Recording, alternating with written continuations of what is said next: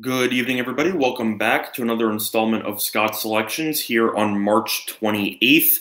And it's about that time again where baseball season has gone underway. I know you had those 2 games in Japan, but it is officially opening day domestically. So it's a great time for sports, not to mention the fact that the NCAA tournament will be resuming tonight in the Sweet 16 matchups that will be starting at roughly 7 o'clock Eastern Time. How's it going, Thomas? Thanks for joining us. Just a quick recap of what happened yesterday. We decided to resume our picks of the day in an NBA total, which ended up winning with the Lakers and Jazz under 217, and the game totaled at 215. Shout out to Wagner for the Lakers for missing those 2 shots in the last possession to help seal the under for us to avoid a brutal push. Honestly, even though we won, that type of game is exactly why betting totals in the NBA is frustrating. Maybe it's just me. I think the referees in the NBA, or maybe it's the rules itself, are just terrible. The amount of technical fouls you see in the game, not to mention the fact that the shooters get so many long continuations for free throws. It is just awful. And it is definitely an under bettor's a nightmare, but we were able to withstand it, and we ended up winning. Thanks, Jeff. Thanks, Brian. Nice seeing both of you again. But we're also going to recap what happened yesterday, including the leans in college basketball. We went perfect yesterday as we got nothing wrong. The Jazz ended up going under, and I said that I wouldn't take the total because the Lakers might cover in the back door, which they did. I said to take Coastal Carolina, or I was leaning Coastal Carolina, I should say, plus the 8 and the over. That one. I said Lipscomb would win the NIT entering the tournament, and I said that they should be able to cover the spread and potentially win the game outright. Even though the line movement was in favor of NC State, Lipscomb ended up winning 94-93. That is true. JaVale McGee did it a couple of jump shots there, Thomas. Definitely, it was a sweat and a half. And the thing about JaVale McGee and Lance Stevenson, for any underbettors, they're the biggest wild cards on the court, where most of the time they kind of underwhelm. But every now and then they can go on a run or do something that'll just sabotage an under. But I'm happy we were able to deal with the Lakers and stuff like that. We knew the Lakers wouldn't score that many points without LeBron. They scored I'm pretty sure exactly 100 points, and the game ended up going under. So Lipscomb said that they would probably cover the spread. They did, and the over in that game. Matthews for Lipscomb at 44 points. Tremendous player. I still think Lipscomb's going to be winning the NCAA tournament. Not the NCAA tournament, the NIT tournament. And I think that I will be looking to bet on Lipscomb in the future. But as for Texas and Colorado, I know somebody asked in the chat in the last video about Colorado and Texas, and I said that I liked the under as well as Texas at home, and that also won as well. So coming off of a perfect day, it's time for the college basketball slate to officially open up a bit with the resuming of the NCAA tournament. And we are going to be looking towards one of the leans that I originally gave in my early look video a couple of days ago. I already covered all the games, but I will be covering them again if needed. But my initial lean, the line has actually gone better in our favor, is going to be on Florida State plus 8 in the early game here with the NCAA tournament that should be kicking off at roughly 7 o'clock Eastern time. Maybe I'm missing something, and it might have to do with the fact that this game is in the West Coast. I have no idea why all this money's coming in on Gonzaga, and it doesn't make any sense to me. At first glance, you see Gonzaga's playing a Florida State team that beat them by double digits in the NCAA tournament last year. Gonzaga's a 1 seed now, and I know that Clark wasn't on the team last year, but Clark is there now. Florida State pretty much returned the majority of their players from last year, including Terrence Mann, as well as the various 7-footers they have on their roster whose names I cannot pronounce. But either or, this line I just think is too high for Gonzaga to cover.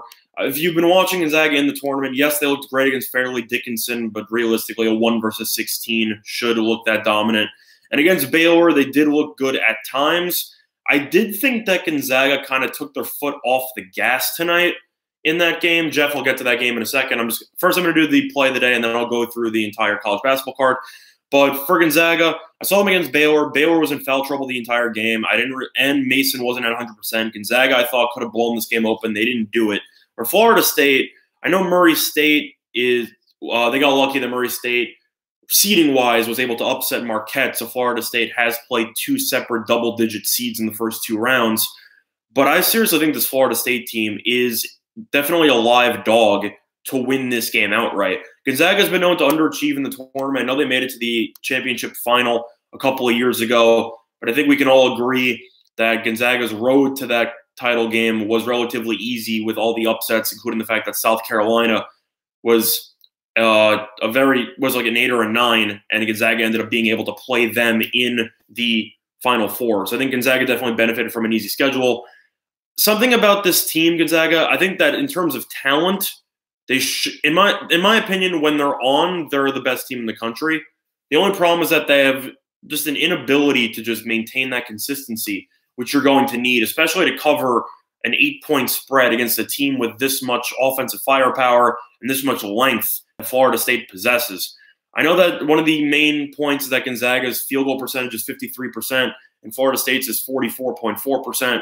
So a lot of people might point to that, but remember that the stats are inflated because Gonzaga was able to play in the WCC, which is significantly weaker than the ACC. So I think that those stats are kind of irrelevant. Scout, no, you joined us. We started about 5 minutes ago. The pick is going to be on Florida State +8 against Gonzaga, which should be taking place at 7 o'clock Eastern time.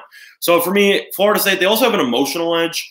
I don't really like to pull up the emotional edges because, you don't want to profit off somebody's misfortune. But forward Kofor, his father passed away. He's not going to be with the team because he's going to be attending the funeral for his father. And I would not be surprised to see Coach Hamilton kind of bring that as the whole Seminoles family unites together in honor of the father of one of their players. And I wouldn't be surprised to see them show up with a little bit of an emotional edge in this game. Will Gonzaga win the game outright? They should, because they're the 1 seed and the game will be in California. But at the same point, do I think they should be laying 8? No. I think this spread is reflecting more upon the actual seedings of both teams with the 1v4 instead of the actual talent on their roster. Gonzaga, people point to Clark and Perkins as like the big leaders. Hachimura's also been solid. I think he's a little bit overrated, as I think that against upper-level competition, he's underachieved a little bit. I think that the secret to Gonzaga's success or demise is going to be Zach Norvell Jr. I am not a fan of Norvell. I know he's averaging 15 points per game. I really just think he's overrated.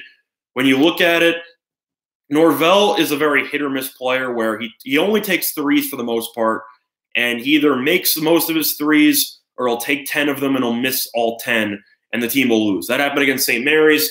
Norvell's one of those guys who, in my opinion, thinks that he's a better player than he actually is, and he will take really ill-advised three-pointers if he has a little bit of space, which could be good, could be bad. He's extremely volatile, and I think that if he plays badly or he's not playing as well as he potentially could be, I think Florida State should be able to cover the spread and to potentially win this game outright.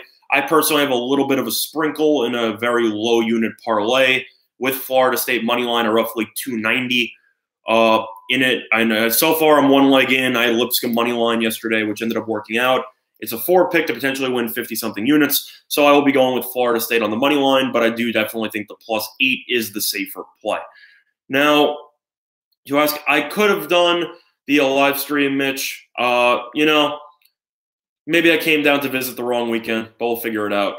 For Detroit and Orlando, I don't really cover that much NBA. That was kind of just yesterday based on the fact that the actual college basketball slate was not great, but I'll look into it briefly. But the play, as I said before, is going to be on Florida State plus the 8 against Gonzaga. Now, I had a question earlier about Loyola Marymount and South Florida. In this game, I don't really have much thought. South Florida is really good at home, but their offense isn't great. But Loyola's offense isn't great either. Lean to the under in that game. Both teams play extremely slow paces, and Loyola Marymount also has a 7-foot-plus center. So South Florida will struggle getting into the paint and will be forced to rely on outside jump shots, which is definitely not an expertise of that team. Moving on, you have Hampton and NJIT.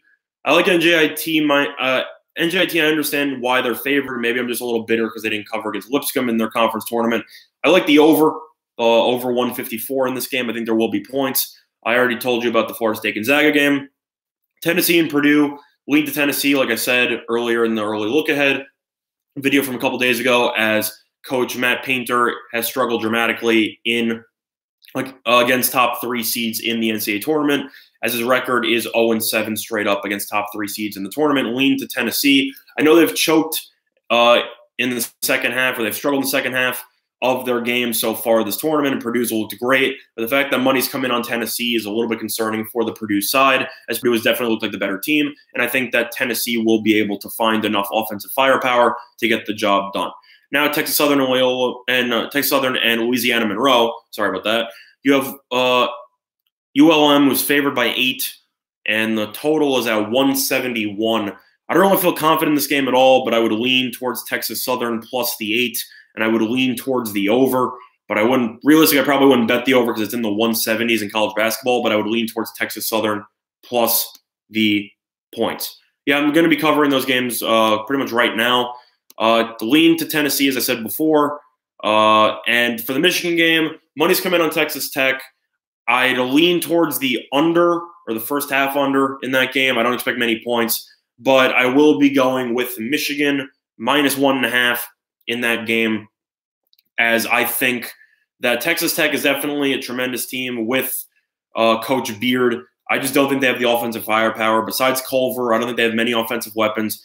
Michigan, they have Igor, they have Poole, they have Matthews. They have a lot of experience from last year's runner-up team, and I think Michigan will be able to get the job done. This game will be a sweat, and if you enjoy points, I highly recommend not watching this game at all, but I will be leaning towards Michigan to win based on the fact that they have previous tournament experience and they know what it takes to win these big games. Thanks, Hank. I appreciate it. It was a nice winner. It was a little bit of a bigger sweat than I wanted, but we're happy to cash a win last night to push our record on this show to 13-4-1, which means that we are up 7.7 units so far.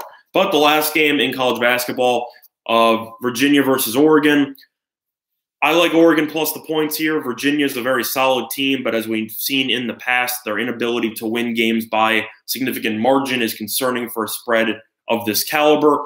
Oregon is definitely the worst team in terms of talent, but in terms of current streaks, Oregon's arguably the hottest team in the entire country.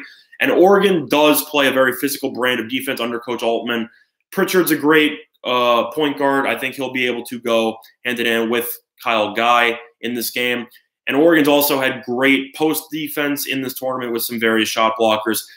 In my 4-pick parlay, I do have a little bit of a sprinkle on Oregon first half money line at roughly plus 210. That is mostly due to the fact that Virginia tends to start games off slowly before picking it up after halftime.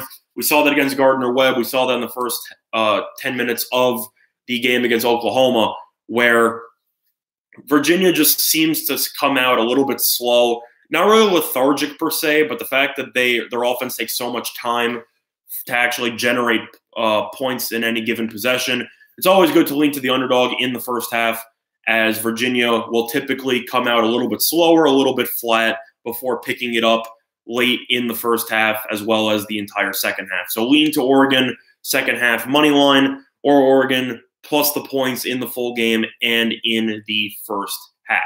Now, I saw a comment earlier before about the NBA.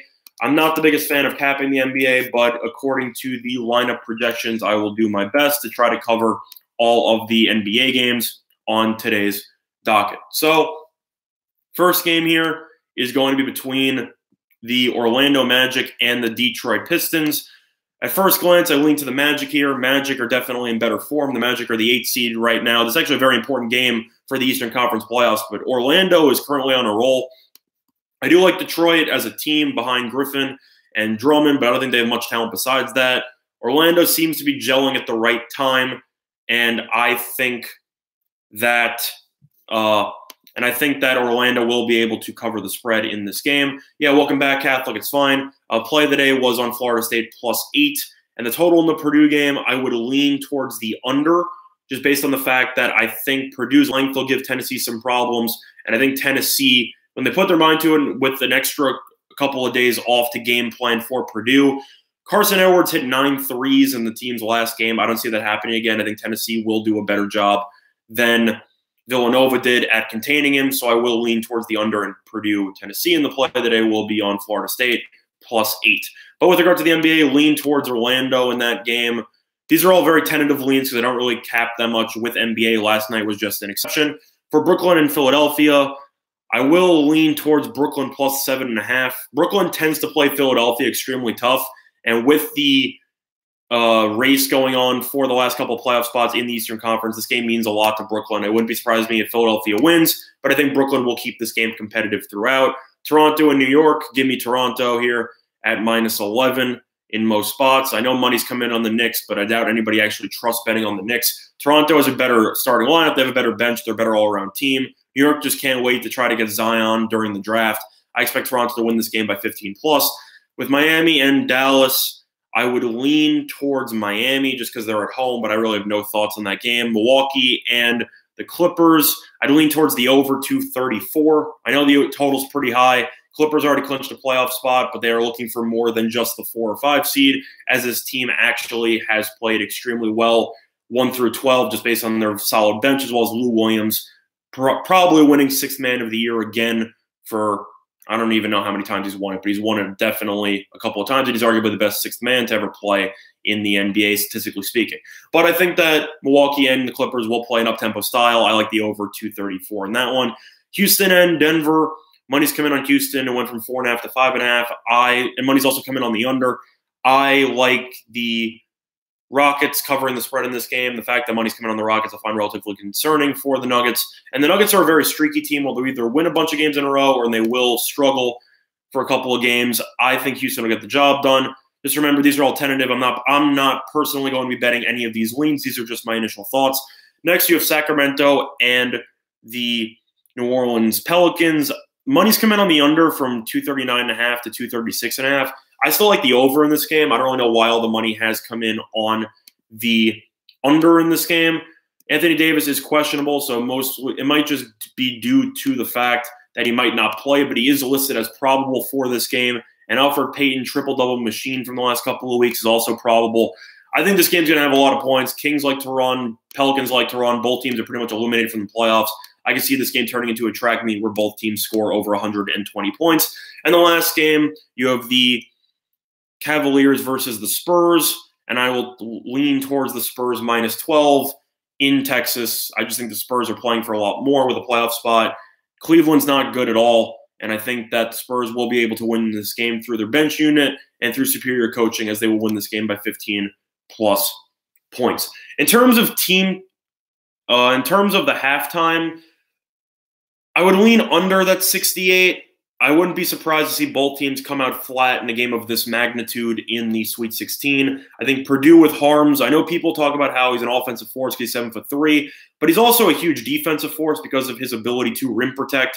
And Tennessee, although they rely on some three-point shooting from Bowman as well as through Schofield, they do like to attack the rim, and I think that Harms will do a good job blocking up the paint. And Tennessee, I know that they're a little bit undersized with Grant Williams being their main big man, but they are very active in trying to get into the passing lanes, and I think they could give Purdue some problems. I would lean towards the under 68 in the first half of that game, Hank, to answer your question, but that's also a lean. I just lean towards the under in that game because I think that both teams stylistically will give each other fits defensively, and I think that the game will end up going under. But we're about at the 18-minute mark here. That is going to do it for this installment of Scott's Selections. I hope that all of you have a very profitable Thursday on March 28th. I hope all of you have been looking forward to the start of baseball season. I know I have, as the Yankees are currently up 4-0, and I cannot be more thrilled about that. I also have a baseball play on my Twitter. Just as a little unit play on a team total. I will be giving out some additional plays on my Twitter. So this is going to be my Twitter handle, which I will share in the chat if you want to see my play. There is relatively high juice on it, but I do think that it is extremely solid. I think that the line that I got, I think the total is significantly lower than it should be. So check that out if you want to see another play that I have. I will not be counting that towards my personal record because of the fact that I'm just making the record exclusively what I provide in these videos. But some of you have been wondering what my leans are in recent videos, as well as some other personal plays that I've had. So this is a personal play with the bet slip provided in my Twitter picture. But that's going to do it for this installment of Scott Selections, and I hope all of you win your respective bets. Have a good day, everybody.